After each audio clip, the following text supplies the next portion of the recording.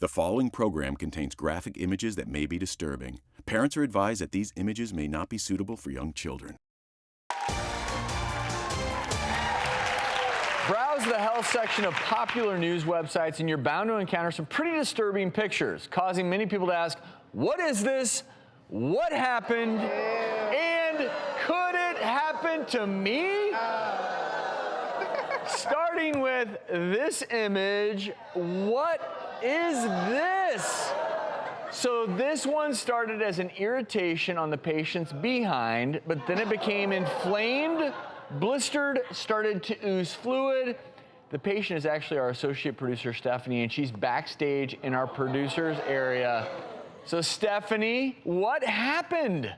So, I broke my tailbone a few years back and I still have pain time to time, so I decided to lay down on this heated massager I have, and I must have laid on it a little bit too hard because when I got up, I had a rug burn on my butt, and I decided to put Neosporin and Band-Aids on it, went to bed, woke up the next day, it was really discolored. It was like a pink, raw, fleshy color, and I put Band-Aids on it again. By the third day, it turned into like a full-blown infection. It hurt so bad. It really hurt to sit. I couldn't drive, really hurt to shower. So I texted Dr. Batra a picture, and I was like, what's going on? Like, can you please help me? And thankfully, she was able to get me in. Well, Dr. Batra, I know that you had the opportunity to see Stephanie. What were your findings? So Stephanie raises this really great point. I always tell my patients, please don't fall asleep on massagers, hot water bottles, heating blankets, because anytime you have that friction or that heat, it's a great way to disrupt the barrier of the skin.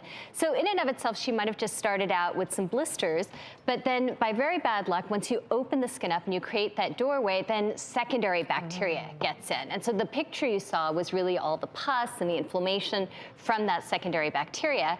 And so often when we talk about skin infections, we talk about the particular very common bacteria that live on the skin, like staph and strep, and they respond to the typical antibiotics. But what I always tell my patients, and certainly this applied to Stephanie, is that there's a very specific type of bacteria that lives in the groin and lives in the gut, and those tend to be totally different. There's Pseudomonas and E. coli. Those are technically sort of like gram-negative bacteria.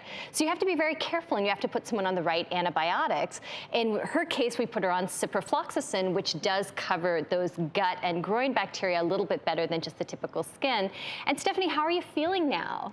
I feel so much better. It's a night and day difference from when I initially went to see you versus today, and it's only been a couple days. So thank you so much. I definitely feel better.